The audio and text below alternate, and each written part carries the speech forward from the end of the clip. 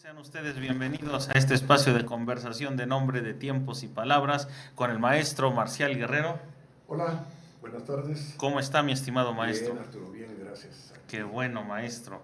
Y el maestro Mario Velázquez Jaén. Hola, ¿cómo estamos? Buenas tardes. Muy buenas tardes, mi apreciado maestro. Y bueno, vamos a entrar en el tema de hoy porque el tiempo apremia. Oiga, maestro Mario, pues el pasado 12 de noviembre recordamos a nivel nacional el Día del Libro. No cualquier cosa. El Día no, Nacional. Y Día Nacional, del sí, Libro. a nivel nacional, sí. El Día Nacional y pues una herramienta que no es para nada deleznable, ni mucho menos, al contrario, ha ayudado mucho a la humanidad. Así es, y pues los libros son instrumentos, son medios, son distractores, son depositarios de conocimiento, de razones, de sinrazones, de fantasías, de personajes, de diálogos. Sí. Sí, dicen que cuando la biblioteca se cierra, los libros se ponen a platicar. Muy bien, buena, muy buena, muy buena. Y luego no dejan dormir, ¿eh? Y no dejan dormir. Se meten hasta en los sueños. En los sueños. Eso es cierto. Decían un amigo, no son libros, son mis amigos, realmente. Amigos que siempre están ahí a la hora que yo los necesite, siempre estarán ahí. Y sin duda, igual y pagan mucho mejor, maestro Marcial. No, sí, desde luego. Desde luego. Además, ocurre una cosa, nosotros nacemos y ya damos por sentado que en la vida y en la mayoría de los hogares, afortunadamente, va a haber libros. Casi los vemos ya como un apéndice natural del individuo. Yo recuerdo una escena, algún día de ver a una pequeña que iba primero de primaria en un colegio particular. Y a esa edad iba arrastrando la pobre su mochila, pero ya en la mochila llevaba libros. Y la vi y me quedé pensando, dije, bueno, esta niña de aquí al resto de su vida no se va a poder separar de un paquete de libros. ¿Por qué? Porque ya se volvieron... Qué bien. No pensamos en la vida sin libros, sobre todo en la vida urbana, sin libros. No es que se pueda vivir sin libros, se puede vivir perfectamente sin libros. Pero una vez que te enganchas con ellos es difícil que dejen de ser parte de tu vida. Es más, Humberto Eco, aquel personaje, aquel semiólogo, novelista, de humor ácido, pero certero, siempre certero, decía, alguien puede vivir 70 años sin haber leído un libro y habrá vivido eso, 70 años. Pero si alguien llega a los 70 años habiendo leído libros, habrá vivido muchos más años que los simples 70. Y eso es verdad, a través de la lectura nosotros enriquecemos nuestro panorama de la vida.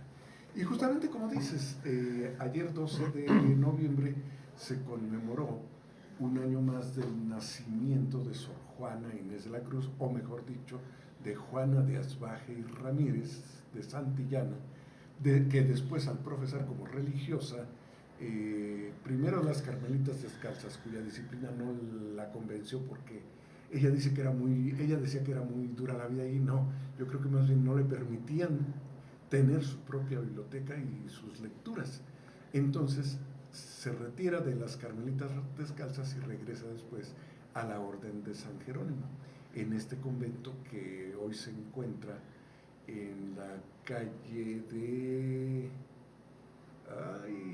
donde está el metro, donde está la estación del metro de Isabel la Católica. ¿Qué calle es en México? ¿Izazaga? ¿Izazaga? Sí. Sí, ¿verdad? Bueno, allí está el ex convento de San Jerónimo. Que ya no es el original. ¿Perdón? Ya no es el original. Bueno, sí es... Reconstruyeron el terreno, porque el convento era una superficie muy, muy grande. Sí. Inclusive como había todos los conventos de la Nueva España. Sí, pero el régimen de propiedad era muy curioso porque resultó que rentaban o vendían espacios pequeños para las religiosas que llegaban ahí a enclaustrarse. A enclaustrarse, ¿no? Sí. Y había 3 niveles, ¿no? La que llegaba de visita o la que estaba un tiempo ahí, para conocer la vida monástica, Ujú. las que estaban con velo blanco, que ya estaban a punto de profesar, y las que ya habían profesado, más todo el personal de servicio. Y el personal de servicio, pues no eran unos Y el cuantos, otro ¿no? nivel era las que ya habían muerto, que allí eran Sí. enterradas. Que hay, Entre ellas que hay un Juana. tema muy interesante, ¿no? Después de que eran sepultadas, tiempo después sacaban los huesos y los integraban a un osario común. Y esa es una de las razones por las cuales no se conocen los restos de Sor Juana Inés de la Cruz. Discúlpame, pero mientes. Porque cuando gobernó López Portillo, su hermana, que Hay se una decía- lápida ahí que dice que su hermana, que se decía Sor Juanista, un día, justamente en la época de restauración de este ex convento, por razones muy particulares, porque era un espacio céntrico muy interesante y que fue hasta centro nocturno. a costas del Estado se reconstruye y sirve como sede desde entonces hasta la fecha Ajá. de la Universidad del Claustro de Sor Juana. Así Y en es. esa restauración encuentran enterrada a una monja con el escudo ovaloide de San Jerónimo. Con la venera. Ya con toda desfigurada todo el cuerpo, pues estaba enterrado, pero a una persona se le ocurrió, le avisan y corre y dice, es Sor Juana Inés de la Cruz, por el retrato que se conoce de ella. Así es. Y por decreto casi oficial. Por ser Margarita López Portillo, la No me esposa acordaba yo del nombre. del presidente No me de acordaba. entonces. La autora de ese libro. La autora acá de Margarita López Portillo. Bueno, la que firma es el La que sí. firma. Entonces, por decreto cuasi oficial, se constituye en el cuerpo de Sor Juana, ¿no? Pero Que no Margarita. hubo pruebas fehacientes de que fuera No. Sor Juana. Lo que sí es cierto Claro. es que allí estuvo Sor Juana, eso sí es cierto. Bueno, decreto presidencial en aquel entonces decía, es Sor Juana. Exacto. Y luego Margarita López Portillo era peculiar, entonces Ujú. es Sor Juana. Lo que es cierto es que Sor Juana estuvo en Sí. ese convento Sí, claro. y allí vive gran parte de las aventuras intelectuales, sociales y aún podríamos decir que políticas, porque ella sufre una persecución de la política religiosa de su época. Entonces, y hace una labor intelectual, una labor humana, porque después de lo que vamos a ver enseguida de uno de sus tantos conflictos políticos religiosos, se retira de sus libros, vende o regala su biblioteca y La obligan prácticamente a La meterla. obligan. la obliga, no, también ya cansada de tanta discusión lo acepta porque vaya si tenía su carácter Sor Juana, ¿no? Lo demuestra Claro. en su obra, en sus Así acciones. es. Pero lo que quería comentar era lo siguiente, se dedica a dos cosas. Primero, a una devoción que tuvo por la cocina. Le encantaba cocinar, tenía un gusto especial por la... Bueno, cada que es el programa se empieza a martillar en mi mente el gusto por la cocina y de plano voy a ir a tomar clases de cocina. Porque Pues siempre. Es que siempre, Sí. es que la cocina, no hablo de la gastronomía, es una palabra Cocina y con un concepto que a mí no Sí. me atrapa, sino la cocina, Mm. este rincón del fogón, hoy traducido simbólicamente en estufas hasta eléctricas como le llaman, de vitrocerámica, ¿no? Pero es como los libros electrónicos frente a los libros de papiro. De todos modos no dejan de ser libros. Bueno, el fogón no deja de ser fogón, aunque sea electrónico. Y allí aplicar el conocimiento y la paciencia para producir platillos que nutran, pero sobre todo que le den gusto al paladar. sí, porque siempre sale a relucir la cocina nuestros. Mira, hasta se te hizo agua la boca. ¿En qué platillo pensaste, Arturo? Sí, estaba pensando justamente. Fíjate que Salvador no Sí. dice una cosa. Está escrito en este libro que se llama Sor Juana en la cocina. Sor Sor Juana, Juana. Escrito por Mónica Lavín y Ana Benítez. Ujú. Entonces dice, en las cocinas de los conventos y los palacios se gestará lenta, dulcemente, como en las alcobas el otro, el mestizaje que cristalizaría la opulenta singularidad de la cocina mexicana. Claro. O sea, el encuentro de dos mundos realmente se efectúa en la cocina.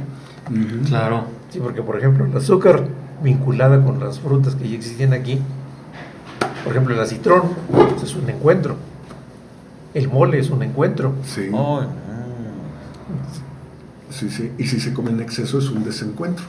No, y es un desbalance. es un desbalance. Sí. Bueno, Sor Juana, Después en entonces, los títulos que vienen aquí dice la elocuencia del mestizaje. nada más para redondear la idea, Sor Juana se dedica a la cocina y escribe sus recetas.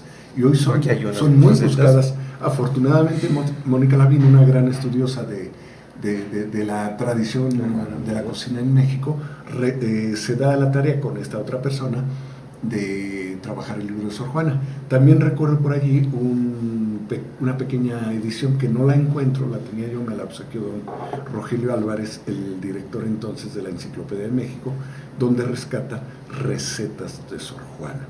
Y la otra ocupación a la que se dedica es a atender enfermos en una epidemia que hubo a finales del siglo XVII, y entonces finalmente Sor Juana acaba por adquirir la enfermedad y muere a muy corta edad, 44, 45 años. Muere, pero deja una obra extensísima, de verdad. ¿Y unas discusiones teológicas? Exacto. Teológicas y políticas, yo diría políticas, porque tuvo la audacia, tuvo la, la decisión de confrontarse con el obispo que disfrazado, cubierto como Sor Filotea de la Cruz, pretende ofenderla, regañarla, porque como una mujer se dedica a leer cosas que escribieron los hombres para que lean los hombres. Y es que Sor Juana incursionaba no solo en la lectura y la escritura teológica, literaria, etcétera, sino también en la creación literaria. Ella es autora de un famoso auto sacramental que no era el Papa Móvil. No. Que quede claro. Ok, sí está. Entonces, cuando Sor Filotea le dice, dedíquese usted a lo que deben dedicarse las mujeres y particularmente las monjas, Sor Juana se revela y, sabiendo, tan inteligente era, sabiendo que era el obispo de Puebla el que le había escrito la carta, un portugués llamado Antonio de Vieira, de la Compañía de Jesús, en el Colegio de Lisboa. Le da una respuesta, la famosa respuesta a Sor Filotea de la Cruz, donde lo exhibe, lo balconea de tal manera que todo el mundo se entera que él había sido el autor de la carta previa, y lo exhibe como un individuo engreído, arrogante, ignorante e irrespetuoso. Entonces, es en ese sentido Sor Juana, con esta carta constituye un muy anterior, muy antiguo preámbulo de esta lucha de reivindicación de la mujer que se quiere dedicar a las letras, a la cultura, a la ciencia. Ese obispo es el que estaba aquí en la Ciudad de México, ¿no es Aguiar y Seijas? Aguiar y Seijas, que es era un misógino de primera el personaje. No, y además Sí. la sociedad de su tiempo era también marcadamente patriarcal. Pero este obispo, Bueno, sí, además.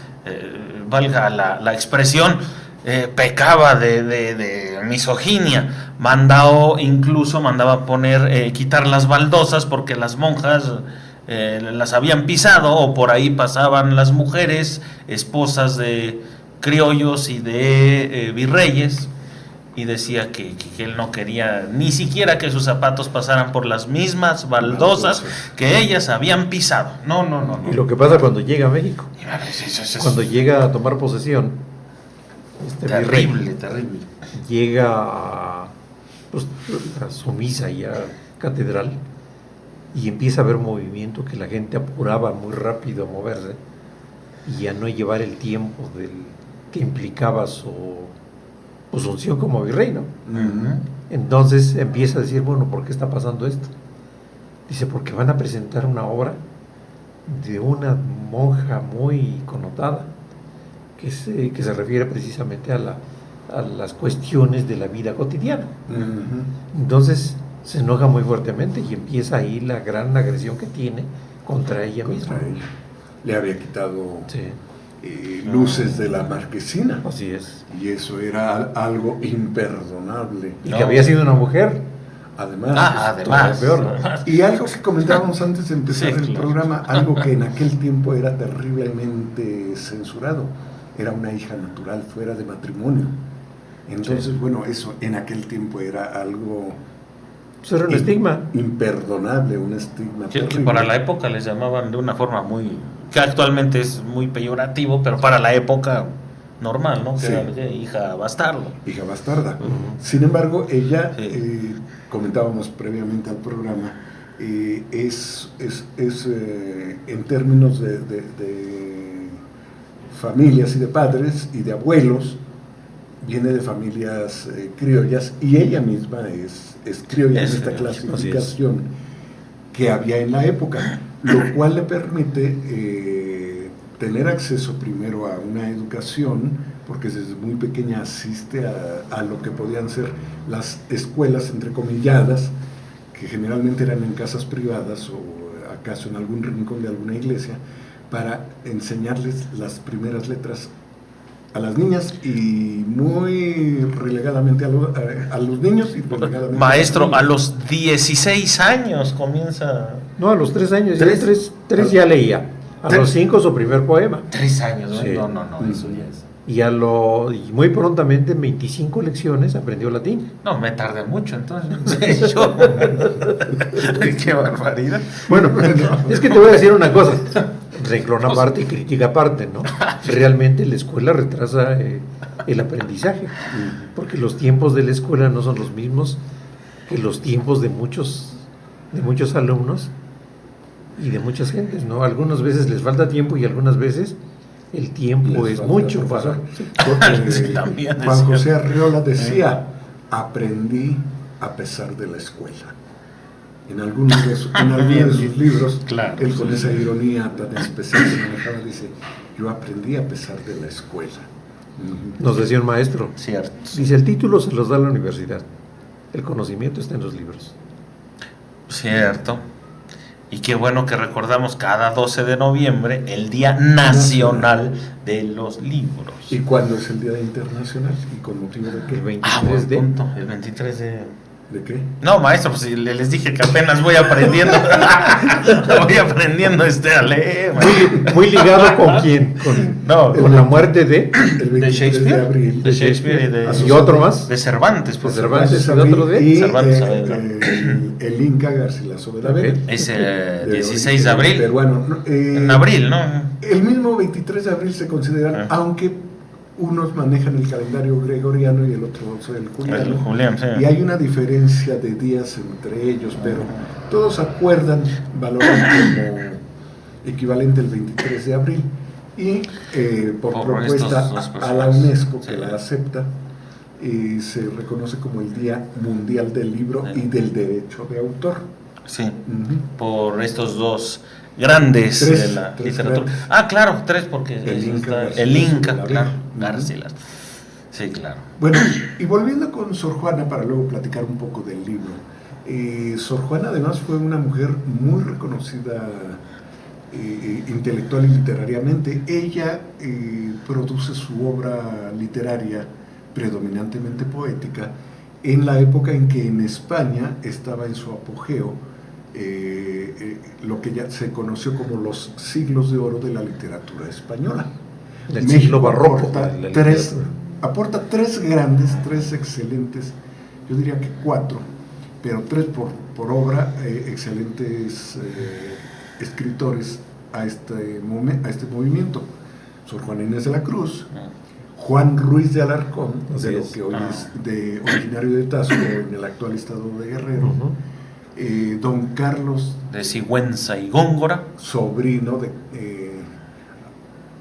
don Carlos de Sigüenza y Góngora, novohispano, sobrino de aquel Góngora español, del núcleo fuerte de los siglos de oro, Luis de Góngora y Argote.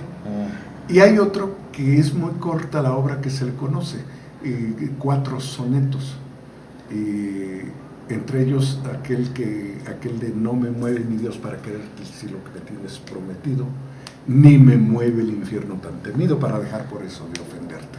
Fray Miguel de Guevara, Ah, bien. que tiene 4 sonetos, el más famoso o el más recordado es este, un hermosísimo soneto, y otro que es El tiempo y la cuenta, que yo lo recuerdo. Es un juego conceptual.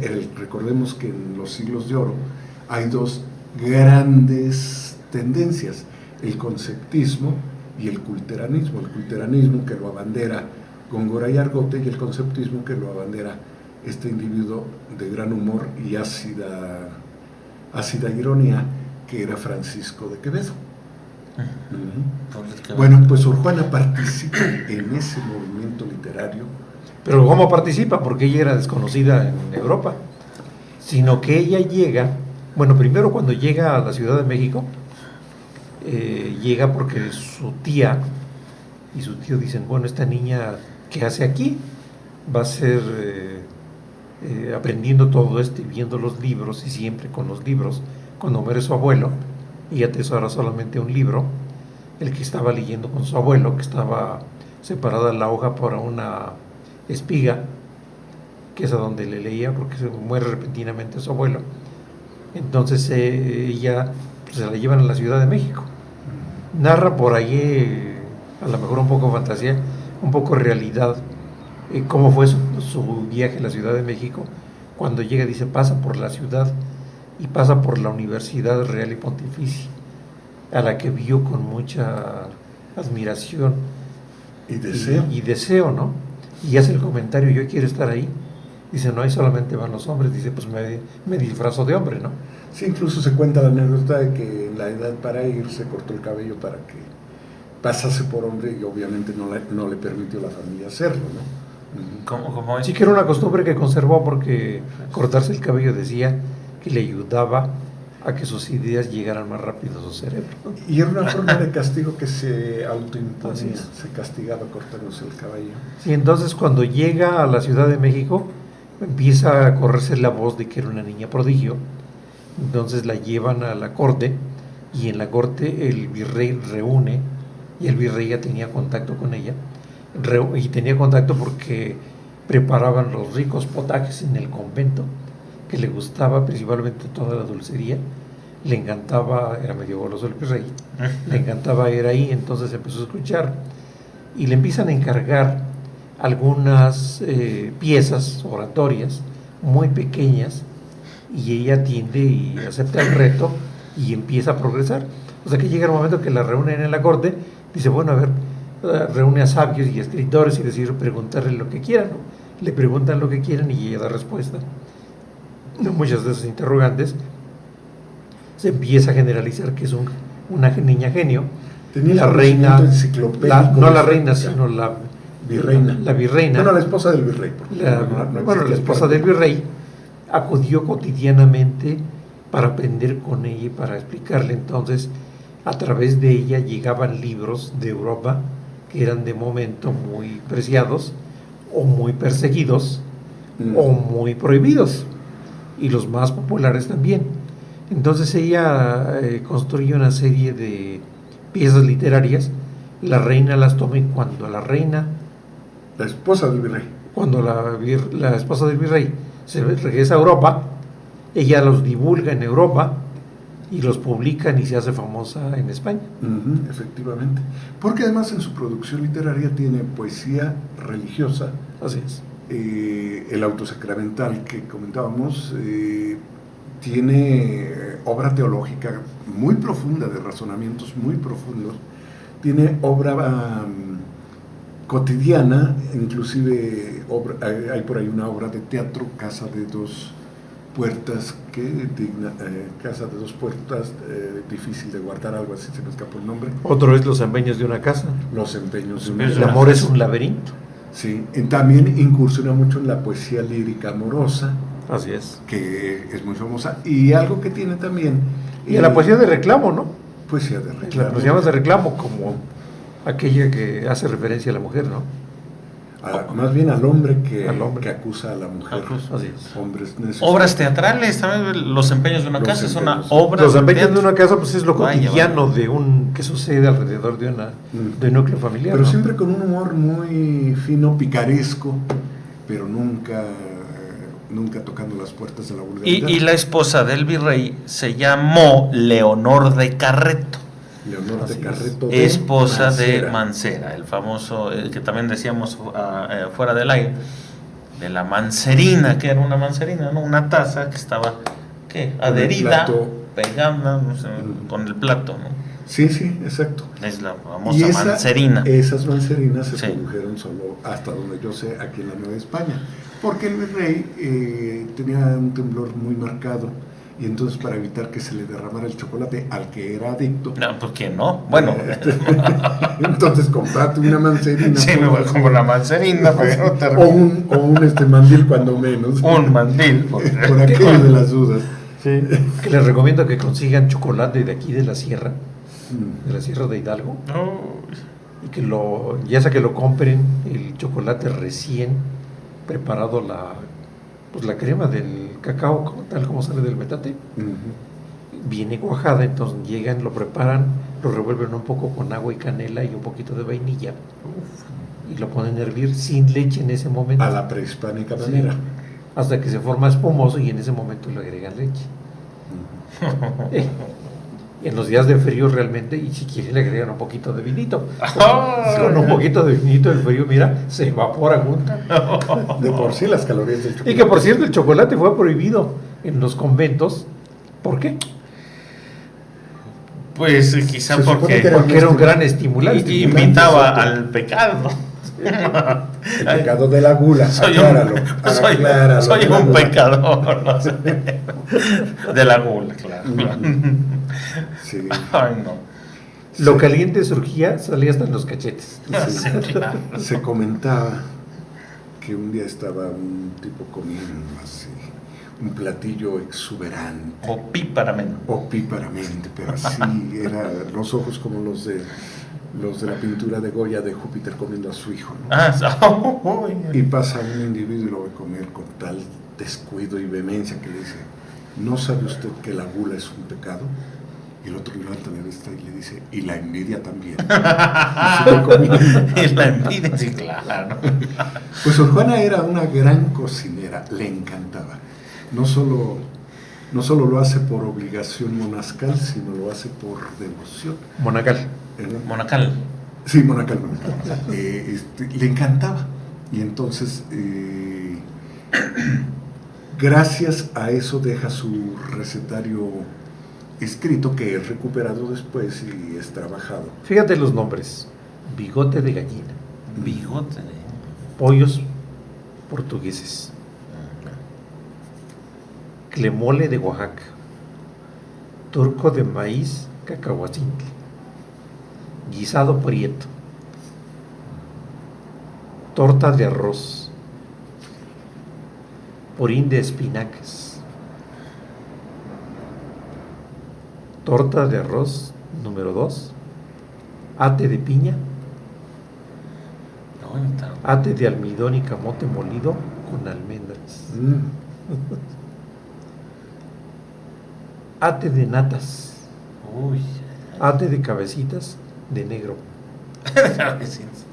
ate de betabel, ate de mantequilla, ate de maguey, y así muchos más, ¿no? Pero ¿qué era lo interesante de esto? Pues que la tradición dulcera dentro de los conventos les permitía en el convento allegarse de recursos, pues para el mantenimiento de muchas cosas, ¿no? Claro. Y resulta que ella, hasta por su fecha, inteligencia, por su preparación y por todo lo que, y hasta el rompope, ¿no? Por su preparación que tenía, entonces se convierte en la administradoría del convento por muchos años, ¿no? Inclusive después de que le quitan los libros y le prohíben continuar escribiendo, ella sigue llevando las cuentas del convento. Dice que un manchamantel, esos manchamanteles, un mole, ¿qué es un mole? No es un mole precisamente, es una salsa menos elaborada, pero de todos modos. Como adobo. Una especie de adobo que además trae por allí, no sé si plátano macho o algo así, que le da una combinación dulzona, y es un plato muy apreciado, que ya se hace muy poco, ya solo en alguno de esos restaurantes que recuperan la tradicional comida mexicana, o en algunas casas. Que te cobran el mantel, pues por eso no lo hacen. Exacto. Oye, y de veras, a propósito, No tengo el dato, pero seguro ustedes sí, maestros. ¿Habrá en la Ciudad de México algún lugar exclusivamente dedicado a cocina virreinal? No, a dulce virreinal sí. Dulce virreinal. Dulce virreinal sí hay una tienda que existe La en la dulcería calle. Celaya. La dulcería Celaya, exactamente. La dulcería Celaya es la única que recupera precisamente mucho de esta confitería novohispana que llega precisamente, y la puedes visitar Ujú. y vas a salir con una cantidad inmensa de dulces ahí. Yo la conocí porque el que fue rector de la universidad, el ingeniero Carlos Herrera, Ujú. acostumbraba a dar sus paseos en la Ciudad de México y iba por sus dulces ahí y iba por su turrón allá a la calle de Uruguay, me parece, ¿no? Uruguay. El turrón de Gijón. No, en la calle de Uruguay estaba la fábrica de los mazapanes Toledo, Ándale. tradicional. Esta dulcería era Celaya y sigue en la calle de 5 de Mayo, Ah, pues ahí, Así es. pues, centro histórico. en el centro Centro histórico. histórico ahí. Ujú. Y Oh, quizá alguno de los restaurantes que ha conservado esta tradición de la cocina mexicana, porque hay muchos restaurantes de innovación de sabores mexicanos, pero un restaurante que haya conservado la tradición de la Sí, cocina eso es. mexicana. Yo recuerdo algunos como la Fonda de Santo Domingo, el Café Tacuba y el Cardenal. Algunos, debe haber más, pero son 3 que yo tengo ahorita a la memoria, que sí efectivamente se han dedicado, sobre todo, bueno, los tres de alguna manera, es ese sabor de la cocina mexicana en lo dulce y en lo salado. Muy barroco. Muy barroco, definitivamente.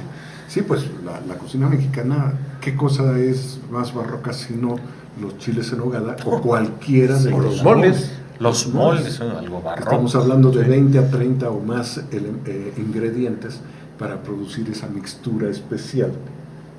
Tanto el mole verde como el mole rojo.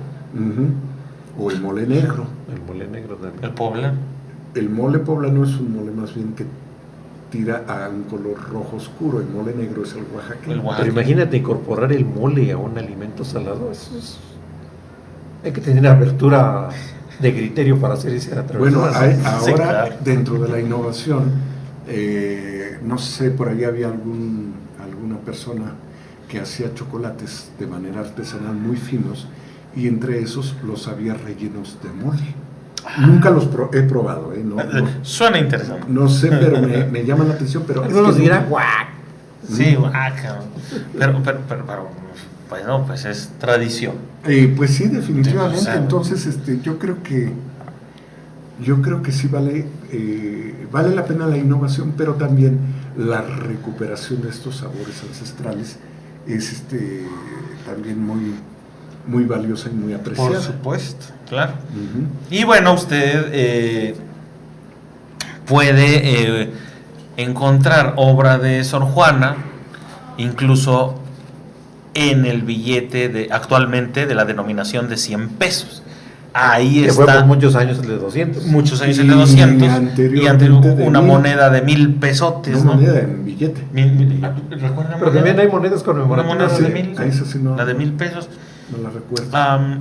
Y ahí está. Y No, es que son monedas que salieron sí. de tiraje conmemorativo, existe Casi, exacto. dentro de la numismática, que por cierto les aviso que va a haber un próximo congreso de numismática aquí en Pachuca, en el último de los últimos días de noviembre y los primeros de diciembre. Entonces, Anotarlo ahí para checar ese. es cuestión de buscarle por ahí el Sí, lugar. hay que buscar. Y pues vale la pena porque ahí vas a encontrar o encontramos ese tipo de curiosidades, ¿no? Sí. Por supuesto. Sí, pero vamos a recuperar un poco lo que se refiere a la carta tenagórica y a Sor Sí. Juana, ¿no? Ujú. Sor Juana. Porque la carta tenagórica y Sor Sí. Juana realmente es un documento fabuloso, fabuloso. Yo he tenido la oportunidad de leerlo por disciplina una vez, por gusto otra vez y releerlo ahora un poco, ¿no? Ah, muy bien. Entonces es un libro, realmente es un libro porque vean, 27 páginas tamaño carta, que vean precisamente la gran discusión, aquella que le envían, es decir, bueno, el obispo dice, la Sor Filotea le pide su auxilio para que dé su opinión respecto de esto, para saber cuáles son las finezas que la idea de Jesucristo nos puede dar a nosotros como seres humanos, ¿no? Entonces ella, habiendo leído ya todo lo que es la cuestión filosófica, la cuestión metodológica, seguramente aquel libro del Organón, a donde se maneja, por ejemplo, todo el libro de retórica que está aquí, a donde se maneja precisamente todo lo que es la metodología para llegar a construir verdades a partir de dos enunciados que se llaman silogismos. No, sí. Entonces el silogismo dice, si dos cosas son iguales a una tercera, son iguales entre sí, ¿no? Entonces es el principio básico de esto. Pero junto con esto viene toda la discusión del análisis teológico, en el cual entra precisamente la discusión del contenido, de un contenido bajo una metodología que es muy particular y muy estricta en ese momento, ¿no? En el cual tiene que pasar diversos filtros, y uno de ellos es precisamente la cuestión teológica, pero desde el punto de vista del deber ser que rescata esa teología. La cuestión ontológica, viene un análisis ontológico teológico como primer acercamiento para definir el contexto del estudio, junto con la estructura del silogismo, para ver qué se da, ¿no? Entonces ella hace el análisis a partir de los tres personajes, que son tres teólogos en ese momento. Uno es Cristóbal, el otro es, no recuerdo ahorita los nombres. Entonces va haciendo los análisis cotidianos estrictamente, sin salirse para nada de interpretaciones ni personales, sino solamente recuperando esto. Pero yo creo que comete un pequeño pecado, que para argumentar ella retoma mucho del Antiguo Testamento. Entonces, para el momento que se vive dentro de la teología, el Antiguo Testamento era retomado solamente en algunas partes muy específicas, que inclusive están marcadas dentro del Concilio de Trento, pero no más allá. ¿Por qué? Porque era un libro que pertenecía básicamente a la tradición judía. Exacto, a la religión judía. Entonces, a la tradición judía y a la religión judía, entonces este tipo de lecturas pues estaban ligeramente prohibidas. Pero también retoma aquí entre líneas algunas cosas de crítica, donde se atreve a dar ya juicios de valor, y esos juicios de valor yo rescato, por ejemplo, la idea del pensamiento de Tomás Moro, la idea del pensamiento de Erasmo de Rotterdam, y la idea del pensamiento de Baruch Spinoza. Baruch Spinoza con el sentido de la ética, Rotterdam con el sentido a un poco el análisis, la estructura social del medioevo, que propiciaba precisamente el seguimiento fiel, y la estructura dogmático-fanática, sin decir el nombre, del seguimiento de los actos de fe y de los sacramentos, los actos sacramentales que requería todo individuo a lo largo de su vida. Entonces ella, en este análisis, yo encuentro, por ejemplo, pues desde luego a Aristóteles, encuentro el pensamiento de Erasmo de Rotterdam, y encuentro también otros más, pero lo más importante, la conclusión a la que ella llega después de leer todo, el gran aporte de este documento, dice, bueno, ¿cuáles son las finezas? Las finezas vienen siendo como los aportes que es el seguimiento de Jesucristo te da. Si sigues el pensamiento de Jesucristo, ¿hasta qué punto es el seguimiento? Estás obligado a seguir el planteamiento real de Jesucristo a través de los evangelios, todos los planteamientos y los principios dogmáticos, teológicos que se ciñen y que están escritos, por ejemplo, ya en la religión, a través de todos los demás estamentos que llevan a la cuestión sacramental. Entonces dice, ¿hasta qué punto se tiene que llevar? Entonces ella dice, pues mi conclusión, en pocas palabras, dice, es que es el libre albedrío el principal aporte, tanto de Dios como de Jesucristo.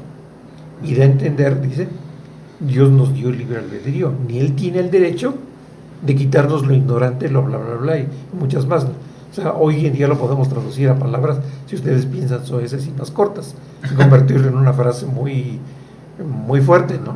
a donde dice, realmente si quieres seguir la fe, tiene que ser por tu libre albedrío. ¿Sí? ¿Por qué? Porque el sentido de la fe es un acto vivencial de cada quien lo quiere tomar, lo toma, y algunos que a lo mejor tienen o han tenido la posibilidad de tener una visión del sentido a través de la lectura, a través del arte, a través de la estructura, a través de la vida cotidiana, a través del cuidado a los demás o la enseñanza a los demás o aprender a través de los libros. Es como puedes tener el acercamiento a Dios. Si no lo quieres tener, pues es tu derecho, ¿no? Entonces yo creo que es el principal aporte de esta carta. Y el siguiente aporte, bueno, es cuando dicen, oye, dedícate a otras cosas, pero déjase en paz. ¿Qué le están diciendo entre líneas? No seas lutera. ¿Por qué no seas lutera? No seas revolucionaria en la religión. No digas cosas que no están escritas dentro de la religión y no ataques a la religión, porque esto lo toman como un ataque. Entonces, ¿qué hacen? Pues le claustran definitivamente. Era demasiado avanzado para su tiempo. Igual que Lutero. Y provocaba cisma en las creencias católicas. Si esto lo hubieran clavado en las puertas de catedral, imagínate lo que hubiera pasado, ¿no? Entonces, para mí es uno de los aportes más allá de su poesía, más allá de su respuesta, más allá de toda su idea de defender el derecho a la mujer de participar en el gran, yo diría, en el gran platillo del conocimiento y permitir la entrada a las instituciones que no se da hasta muchos siglos después. El acercamiento a la educación, el acercamiento a la formación más allá, a la teología misma, pues no aparece, se cierra la Universidad Real y Pontificia y nunca aparece una teóloga. Sí, efectivamente. ¿Sí? Y inclusive ella en sus diálogos que tiene, que aparecen por allí en algunos de sus poemas, invita a pensar en que ella estaba dispuesta a disfrazarse para entrar o acercarse a esa gran casa, a ese templo de conocimiento. Sí. Sí, y además es interesante cómo en la creación misma ella demuestra una visión mucho más abierta, no solo desde el punto de vista filosófico que se vierte en esta carta atenagórica o en la respuesta a Sor Filotea, y en sus autos sacramentales, lo teológico, sino también en la poesía sencilla, en los villancicos, sí, donde tiene por allí obras donde se da el lujo de jugar con el náhuatl, que ella hablaba bastante bien. Pero muy disciplinada a la hora de escribir esto. Claro. Y eso lo adquiere precisamente, yo pienso, del libro aquel de El método para hacer poesía de Aristóteles, que se llama Poética Aristotélica, a donde viene el porqué y el cómo de un poema, y el porqué y cómo de las diferentes figuras que puede tener un poema.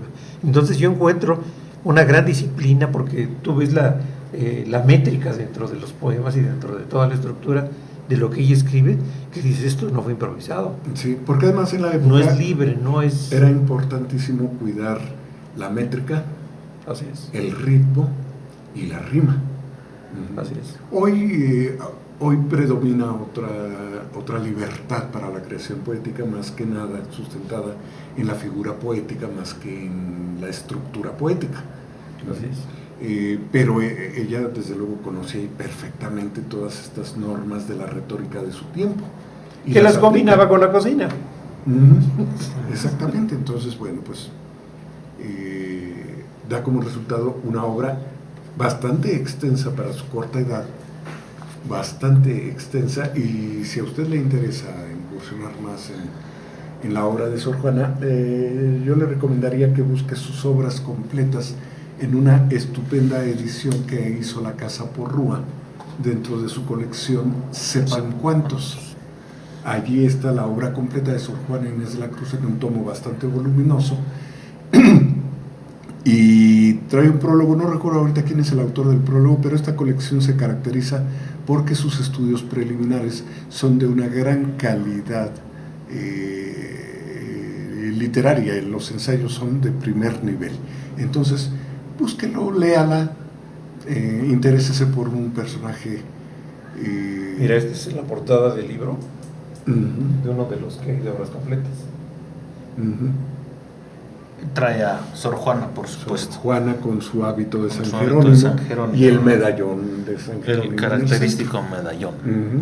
Entonces, bueno, personaje desde luego muy interesante, un personaje que sustenta en mucho la cultura. Le dio luz No, al pues. momento barroco mexicano. Claro, Sí, sí, sin duda. la cultura novohispana. Ella y don Carlos de Sigüenza y Góngora, Que por cierto platicaban.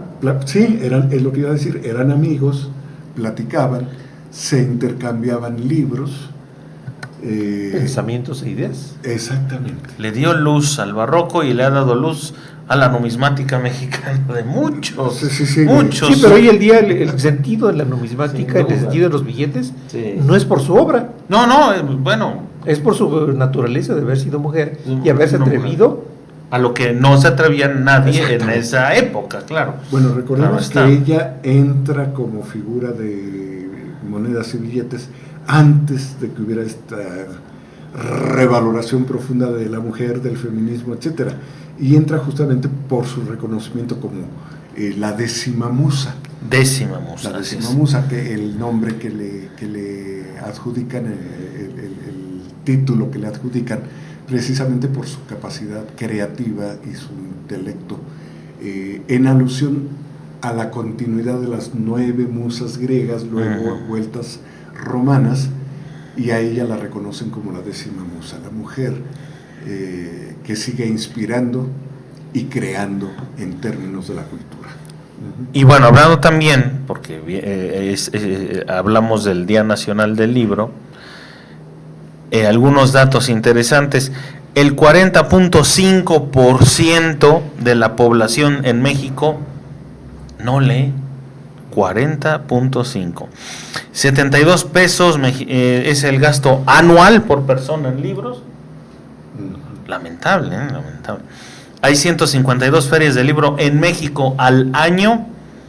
3.4 promedio de libros que lee un mexicano al año. 3.570 bibliotecas hay en el país. Y 13% de los mexicanos con internet lee libros en línea. Algunos datos, puede variar, claro, pero en eso está de forma general. Sí, efectivamente, yo creo que el comentario aquí es: México es un pueblo con una gran cultura, sobre todo una gran cultura Sí. en términos desde la prehispanidad, del mestizaje y hasta la fecha. Lo que hace falta es implementar, desarrollar Así mucho más es. la cultura académica, Sí, pero la cultura de raíz La- del sí. México profundo, del México bronco, que llamó, ¿quién fue? Este antropólogo, se me va el nombre. Está allí y se expresa desde estos grandes monumentos de la arqueología prehispánica, la arqueología colonial, en fin, y otras obras literarias, artísticas que han cursado a lo largo de los siglos, pero sí es importante fomentar claro, claro. la cultura de la lectura. Sí, Y es que también es eso, o sea, si bien hablamos del Día Nacional del Libro, recordemos que el libro es el medio, el objeto. Lo que también debemos considerar como muy importante es el proceso, la lectura. Si el libro está allí y nadie lo abre, nadie lo lee, pues ahí seguirá. Y atreverse a sentar a escribir de vez en cuando, ¿no? ¿eh? Atreverse a sentar a escribir.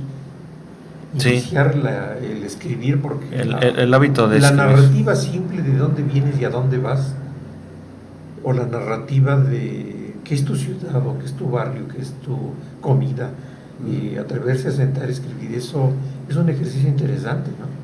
Y además algo, si se ha de escribir aquello que nace del alma, del gusto, de la vocación, procure hacerlo a mano. Es muy distinto el mecanismo Claro. creativo de hacerlo a mano a hacerlo en un teclado. Eso es muy importante. Y otros datos interesantes. El libro más antiguo que se conoce, Instrucciones de Shurupak, 2600 antes de Cristo. ¿De qué cultura? Shurupak, estimo que debe ser como India, hindú, Shurupak. Porque aquí no me suena que sea prehispánico. Español no, ¿verdad? No, Luego, no. Instrucciones de Shurupak. Puede ser Babilón. Babilón, Sumerio. Babilónica. Sí. Primer libro impreso, pues la Biblia de Gutenberg. Y el más publicado. Y el más vendido, sí, el más publicado, 5,000 millones de ejemplares. El libro de ficción más vendido, Don Quijote de la Mancha, 500 millones de ejemplares. Y el primer libro impreso en México, Escala espiritual para subir al cielo, de Juan Clímaco, 1539. Es decir, 18 años después de la conquista. 18 años y ya fue el primer libro. ¿Cuántos meses de que llegó la aquí en México? La También, Pablos. porque eso es importante. La de Primera Juan Pablos. imprenta aquí en Nueva España. Bueno, ahora ya Que se encuentra México. el lugar a donde, el lugar de la primera imprenta. La primera imprenta. No recuerdo. No sé si es a un costado de lo que actualmente es el Palacio Nacional, que Sí, hoy es un edificio que propiedad de la Universidad Metropolitana, me Sí, parece. ahí porque Allí. para la época de 1539, pues va en ciernes, ¿no? La ciudad, Nueva España, va... No la queramos ubicar en Ciudad Satélite. Bueno, todavía no. no, claro. Pues ahí lo tiene. Maestro, pues ya, el tiempo se va muy rápido, maestro. El tiempo no perdona. No para nada. Y a la décima Pero hay que musa, hablar pues, también un tampoco. poco de los libros que se han escrito alrededor de ella. Libros, sí, claro. Uno de ellos Octavio Paz, ¿no? El que escribe... Sí, Octavio Paz con el libro de Sor Juana. Exacto, un ensayo sobre Sor Juana. Muy interesante. que fue retomado después para llevarlo al cine, alguna cosa, ¿no?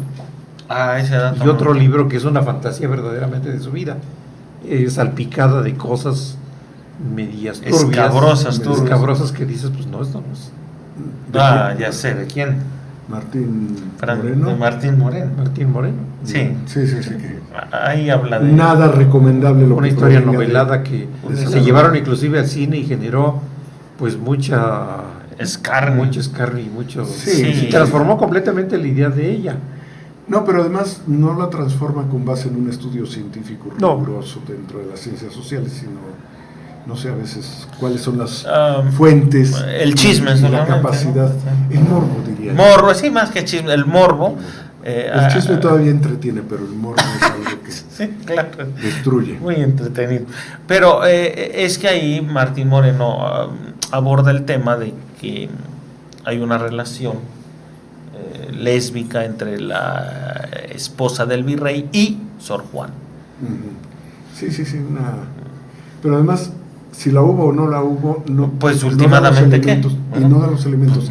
Lo que importa en Sor Juana no es si pues, hubo o no esa relación que él enfoca como tortuosa, sino cuál fue la creatividad y la herencia cultural y literaria que deja para el desarrollo de la actual nacionalidad e identidad mexicana. Eso no interesa, la homosexualidad o el lesbianismo.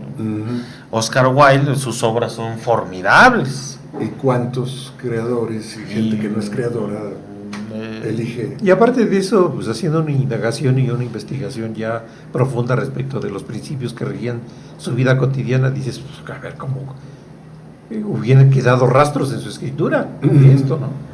Sí, entonces, sí es poco. Fuera de lugar. Había por ahí otro estudio, pero no me acuerdo si de Méndez Plancarte o de alguien así también. Muy buen estudio anterior al de Octavio Paz, también relativo a la obra de Sor Juana Inés de la Cruz. Ese no lo conozco, maestro. Sí, yo por ahí recuerdo. Ese sí no lo conozco. Haberlo consultado en la Facultad de Filosofía y Letras. No, ese sí. Pero no me acuerdo ahorita del autor, hace ya algunos ayeres, o más bien algunos antieres. Bueno. Y realmente si tú haces las cuentas de cuándo vive y cuándo estuvo aquí, o sea, en los tiempos pues el tiempo de México, te dices, realmente pues está a la vuelta de la esquina, no es muy lejos. No es muy lejos, y dices, bueno, ¿y cuántas Sor Juanas más han existido después de ella con esa capacidad que tuvo de poder trascender en los tiempos con una obra como lo hizo ella? Pues sí, que yo diría que es la mayor enseñanza, ¿no? La mayor enseñanza que debe de existir, porque dices, bueno, ok, en su tiempo, y en nuestro tiempo, ¿quién? Pues fíjate, que le gusta del siglo pasado, Chiapaneca, Rosario Castellanos. ¿Cuál era la frase? Que mujer que sabe latín no tiene marido ni buen fin, ¿no? No tiene principio ni fin. Bueno, sí, marido ni fin. Rosario Pero Castellanos. Rosario Castellanos de la mexicana, ¿sí? Sí, chapaneca. Chapaneca, claro, de sí, Comitán. sí, Rosario. De Comitán. Margarita Michelena, no sé si. Quizá en cuanto a analogía, a mí me parece mucho más cercana a Rosario Castellanos. Mejor aún. Sí. Rosario Margarita Castellanos. Michelena tiene una obra, pero se orienta en otro sentido de la creación, ¿no? En otro sentido. Bien. De la creación. Se hubiera de la montado ideología. esa como gran cobertura de actividades, porque hay nada, yo diría, solamente mención de que ella fue una gran estudiosa de la gramática, de la astronomía, de la física, de las matemáticas, de la teología. La astronomía. Entonces, a fin de cuentas, ella construye su propio trivium y quadrivium. Sí, ella ejerce el gusto por el conocimiento enciclopédico de su tiempo. Así es. Y con esto supera a muchos hombres de su época que sí pudieron ir a la universidad. Entonces ella solo tenía el espejo de conversación con don Carlos de Sigüenza y Góngora, era su par en cuanto a ese conocimiento enciclopédico de la época y esa versatilidad del conocimiento. Así es. Algo que para la época, pues, esa época era notable. Actualmente, no, pues, también es notable, por supuesto. Y que sirva, yo sumaría el comentario y que sirva como acicate, ¿no? Para nuevas motivación, ¿no? generaciones, una motivación para, como dicen maestros, escribir, leer, cultivarse. Y en ese sentido, bueno, buscar nuestras vidas análogas actualmente, quizá no son destacadas porque la historia mexicana ha propiciado que la mujer vaya ganando, no vaya ganando, que socialmente se vaya respetando la participación social de la mujer. Y hoy muchas mujeres incursionan en todas las actividades, tanto como los hombres, ¿no? En la ciencia, en la creación literaria, en el ejercicio artístico, etcétera, etcétera, ¿no? Y no solo en las tradicionales carreras llamadas para mujeres, no, hay ingenieras, hay físicas, hay funcionarias políticas, en fin. Yo creo que si lo pensamos en esos términos, hay gente que tiene la brillantez que tuvo Sor Juana, lo que pasa que en el tiempo de Sor Juana fue la mujer que destacó. ¿Por qué? Porque las circunstancias eran de tal hostigamiento y una educación patriarcal que el hecho de que una mujer saliera de esa cuadratura la hacía más notable y por lo tanto también más atacable, que es lo que ocurrió con ella. Definitivamente. Pues gracias, maestro Marcial. Gracias por estas luces. Gracias, maestro Mario Velázquez Jaén. No, discúlpame, pero las luces... Las luces son gracias a JMS. Sí, las luces. Gracias a nuestro director. Sí, claro. Un saludo a Josué. Un saludo a nuestro director.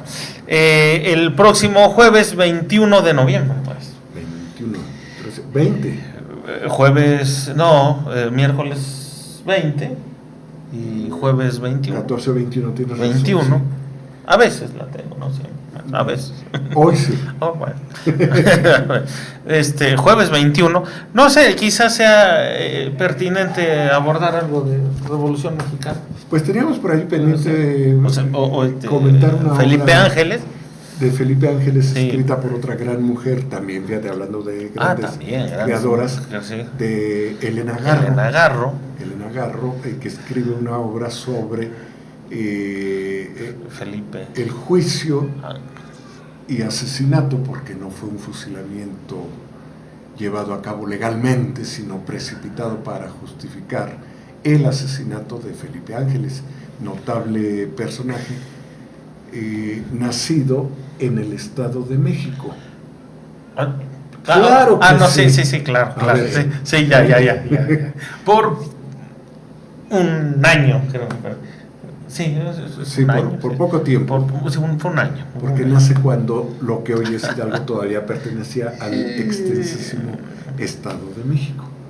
Que ahora dicen, nació en el Estado de Hidalgo. No, por una fracción de meses era aún era zacualtense. México. San Con eso lo Cualtipense. dejamos. Con eso sí. Exactamente. En la actual región de Hidalgo. Eso sí. Platicaremos de ello. De él, de la obra de Elena Garro, por supuesto, es la Revolución, un aniversario más de la Revolución Mexicana. Y nosotros, pues, nos vemos el próximo jueves aquí en JMS.